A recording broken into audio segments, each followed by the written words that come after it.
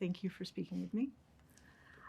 Well, first, I want to go to you, Rose, and I'd like to ask you what it's been like to kind of watch this film be birthed and for it to be out in the world, because now it's been at Sundance and Berlinale, and people are getting to interact with it. I wonder, would you talk a little bit about seeing it come together and, having your cast, come together and make your film happen? I love that it sounds like she is talking about a real baby. Yeah. It feels like, very not tender. Not that I've had a baby, but it feels like probably we're kind of like birthing it, but it's sort of crowning maybe, I guess, that's not quite fully birthed until it's properly out there and like sort of general audience. Way to take us through the visceral steps. I'm there. Wow. It feels very... but probably in comparison, this is much more pleasant, comfortable experience. It's surreal and lovely, and the audiences in festivals so far seem to have been enjoying it and doing all the nice kind of like vocal reactions that you hope they will. I don't know, it's weird because you sort of like make it in such an intense bubble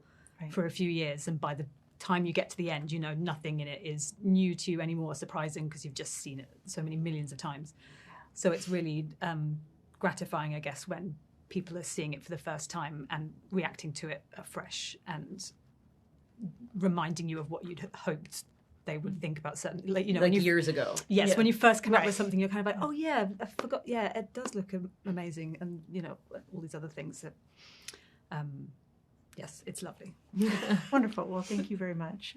And Kristen, at the panel, we talked a little bit about the love story, and it's this very symbiotic relationship that they dive into very quickly. Mm-hmm. And you spoke a little bit about this, but would you talk a little bit about... Incoherently. I thought it was very smart, actually. But I wonder, would you talk a little bit about what they give to one another? I feel like they take each other out of their daily lives, but there's something really deep. I mean, they would literally kill for one another. Yeah.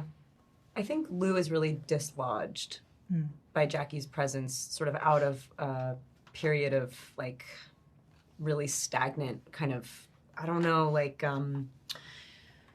Lou is somebody who was very defined by the people around her, the people that loved her, which were her father, like I think the men that were kind of peopling her life before she decided to check out are still with her. So there's this like internalized violence, internalized shame, internalized anger, and then like also a lot of like chauvinism and misogyny that is like maybe not something she's proud of, but it's just like learned behavior. It's like she's not very good at communicating. She's not somebody who wants to contend with the truth, really. Mm-hmm. And that's how you love people. That's how you get close with people and you bridge gaps as you process and you talk and you become somebody who's available. Mm-hmm.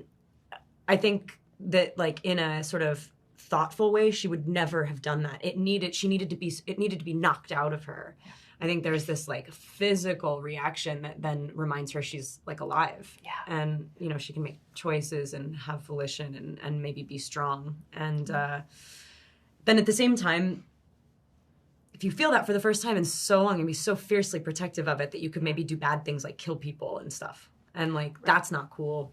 But the things you do to justify loving a person, like there's something about the way they fill each other's blank spots, like that does feel just, it's funny because we have to talk about it in order to acknowledge it, but it is purely physical. And for a queer love story to take up physical space and sexual space and sort of like erect it, like a real fucking, I'm going to stand up and I'm going to be a female boner. And it's not thoughtful. It's thoughtless.